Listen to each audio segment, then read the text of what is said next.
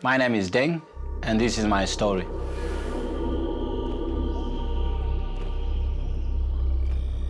My journey to Australia was unbelievable.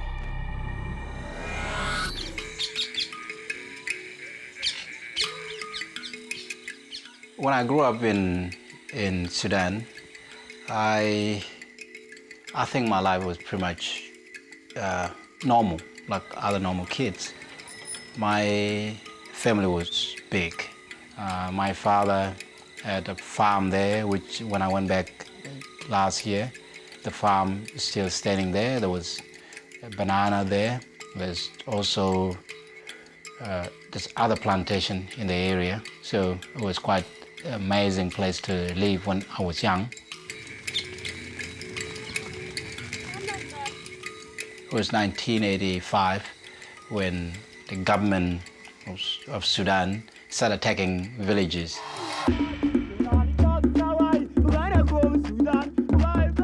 So what happened was my mother or my other relative were told that you have to give up a child. And that child had to travel to places like Ethiopia for education. It was compulsory. You have to comply with it. In our family, there were 3 of us. That was basically gave up for compulsory conscription. So we were matched with other kids. With other kids, it took us over a month. We didn't have food, we didn't have anything, we were just eating on wild fruit. During the way when we were coming there, it was actually we started knowing the signs of war, the atrocities of war. Started seeing people scalped from the ground. And the skull was not 1, was not 2, it was not dozen. There were thousands of skulls everywhere.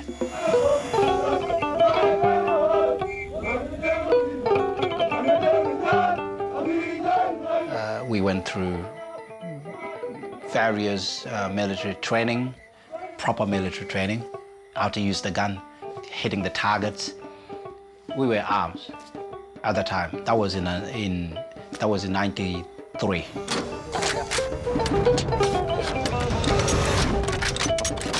Kids going to war,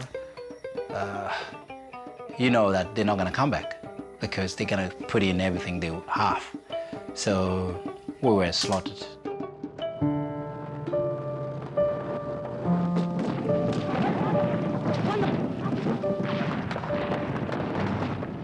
I received a bullet wound to my back. So there were 2 of us. So we were first to enter the town, do a raid, and I was shot at the back, running, because you gotta run. So I crossed the town and went to the other side, and about half a kilometer later, somebody said, gee, you got shot. You're bleeding. So I look at my uniform, military uniform, and there was this blood flowing. And when I looked at the blood, I just fainted. And that's it. So I was taken back to the barrack and get treated and was taken back to Natinga. And when my brother came 2 days later, he said, look, I'm gonna take you to Kenya. And then I said, well, you'll be charged of treason because you are assisting the desertee. And then he said, well, I'll do my best to take you out. And then I said, well, good luck. But what his plan was is that we leave overnight. So I make my bed look like sleeping. I left my gun there with a rock there on the top of it.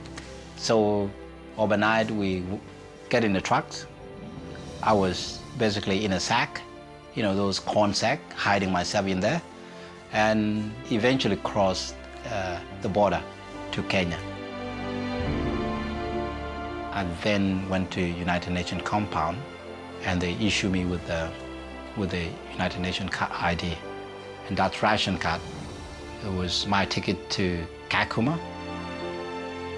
My brother, he happened to know, I think, Australian family, and this couple, they were quite happy to sponsor us. And I don't know how charming my brother was, and he convinced them to bring us to Australia. We came here on the 26th of June, 1998. It was really cold, compared to the places that I were. And I ate my first McDonald's at Blacktown. That's how I got to Australia. When I first came to Australia, I moved to Blacktown, and I live here ever since. My first impression was, wow, I'm gonna study, I'm gonna finish university, but how to get to university was not there.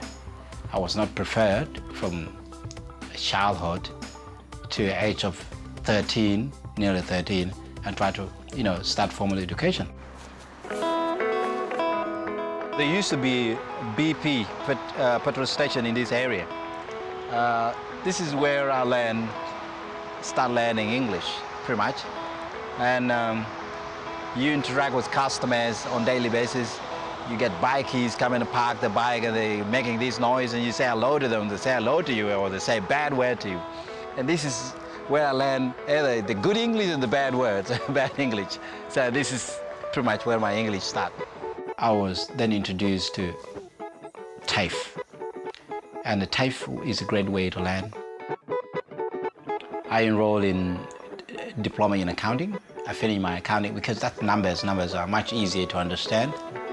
So second year, I decided to say, look, I'm gonna go for advanced diploma. So I passed my advanced diploma in accounting. In 2005, I decided to say I'm going to uni. The studying law degree was really hard. It was hard. It was even harder because of my background. Every time you go and write an essay and you give it to a lecturer and you come back with this red line, red mark, somebody corrected. And these red marks are actually telling you this, you gotta do something about it.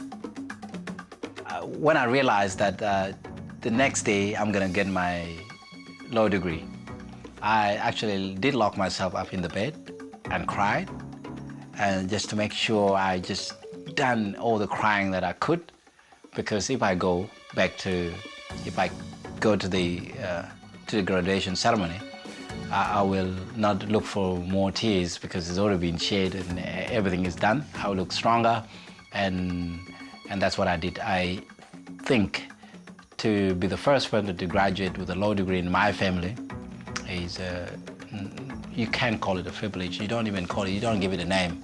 Put it somewhere. Maybe I was feeling like more like Einstein, for example. I was feeling like that. I was feeling like I'd done something positive to me and for my family.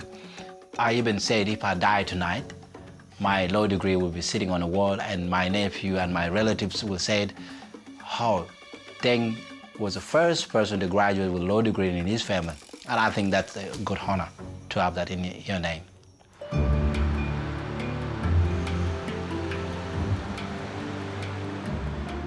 This is the district court, trial court, a particular trial court, where I spend most of my time getting the trial date and also getting the hearing date for the trial proceeding.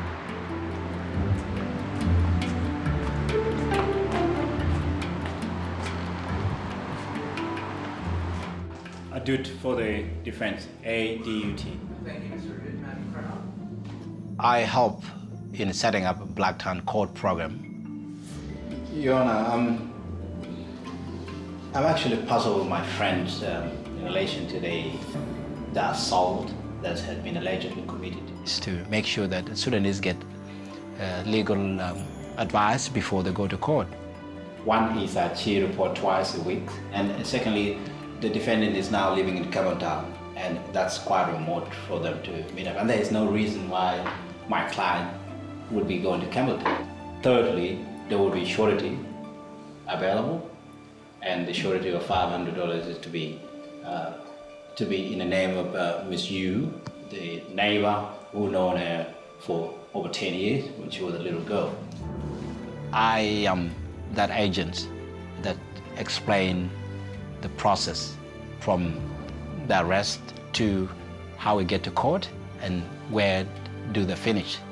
And once that is done, you start having a community that is more understanding, and the numbers that are turning up in court, either in Blacktown, have decreased. I'm happy with everything, and court, please. That's my submission. It is the greatest thing that could happen to a person like me, to be able to get education. It is just, you can't buy that, you can't put money in it, you can't put anything in life itself. What I think it is it's an opposite of the death of which I was going to face in South Sudan. It's the opposite of that. I'm born again. That's how it is. A lot of people think that's a born again Christian, but I'm born again educator. And then learning is a powerful thing. Knowledge is power, and I've been given that bit of knowledge, and I think there's always room for me to learn new things. If I can do it, you would do it too. You would do it too. It's simple as that. You are even much better in better position than me. University is a way to go, and that's how you need to open your eyes to the new world. It's your world, and you need to know that. My name is Deng, and this is my story. Trained as a soldier, I was shot with a bullet back on my back. I came to Australia. I finished my law degree.